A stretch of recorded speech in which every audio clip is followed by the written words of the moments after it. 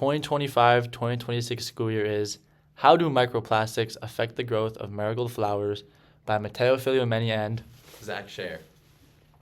So the purpose of this project was to see the effect microplastics have on the effect of the growth of a marigold flower.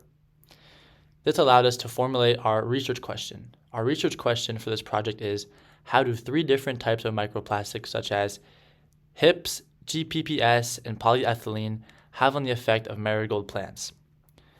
After careful consideration, we formulated our hypothesis. Our hypothesis was, if we integrate microplastics within our marigold plants, then it will lead to an enhancement of growth compared to the control group. Our key terms for this project are the 3 different types of microplastics we used.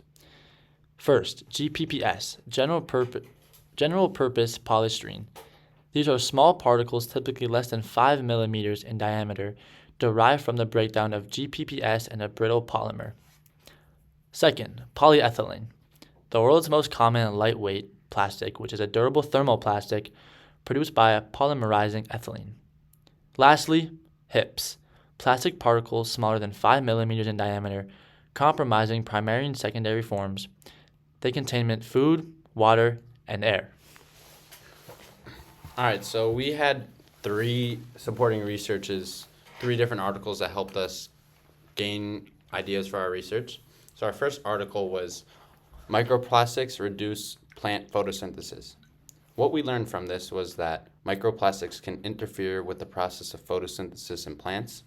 Also, studies show that microplastics can reduce photosynthesis by about 7 to 12%, which can slow plant growth. And also, microplastics can lower chlorophyll levels, which plants need to absorb sunlight and make energy. The significance from this was that this article helped us understand how microplastics can directly harm plant growth and development. It provides evidence that microplastics can affect food, crops, and plant productivity. Also, the research helps support our project by showing that plastic pollution can impact how well plants grow. Our second article was Microplastics Found Inside Vegetables. What we learned from this was that microplastics can enter plants through their roots and travel into edible parts of the plant. In experiments with radishes, small plastic particles were able to enter the plant roots and move through the plant. Plants have root barriers to block harmful substances, but very small plastic particles can still pass through them. The significance from this was that this research shows that microplastics do not only affect plant growth, but can also enter the food chain. This would help us understand why studying microplastics in plants is important for human health and safety. Our last and final article was Microplastics in Soil, how they affect crop growth. What we learned from this was that microplastics in soil can damage soil quality and affect how plants absorb nutrients and water. Microplastics can also introduce harmful chemicals into the soil that slow plant growth. The significance from this was that this article shows that microplastics can have large impacts on agriculture and food production. It helps demonstrate that plastic pollution is not only an environmental problem, but also a farming problem. Lastly, the research provides background info that supports our experiment on how microplastics affect plants. So now next are our materials and methods. So our preparation was we had to collect the 3 different forms of plastics, which was HIPS, GPPS, and polyethylene. And our experimental setup, we would have 4 different types of bins. The first type of bin would be control groups with 0 microplastics. Our second bin would be 1% of microplastic pieces. Our third bin would be 2% of microplastic pieces. And then our fourth bin would be 5% of microplastic pieces. All of these would be added equally to each bin, and we would insert the specific number of microplastic pieces into the soil in each treatment group, mixing them lightly to ensure even distribution. For planting, we would plant 1 marigold seed in each bin at a uniform depth of 2.5 centimeters, and we would ensure the same planting conditions for all bins.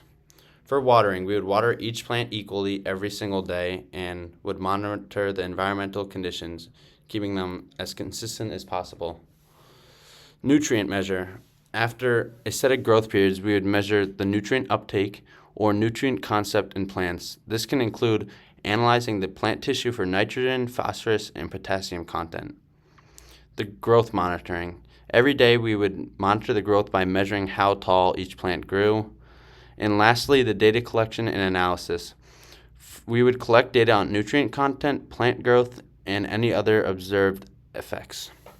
So our conclusions of this experiment was that we had to thoroughly make sure our steps were efficient enough to make this project done effectively. And the information that we concluded from our project was that microplastics in plant depend mainly on the environment in which they are when they're growing. For example, the control groups which didn't get any microplastics failed to develop, and we thought this because of overwatering and possibly even the pot size. We also concluded that the plant development that had the most was microplastics with 15 grams. However, there is no conclusive evidence to support that microplastics had an effect on the growth of the plant. Therefore, we think the environment that the plants were grown under made a big difference in our experiment.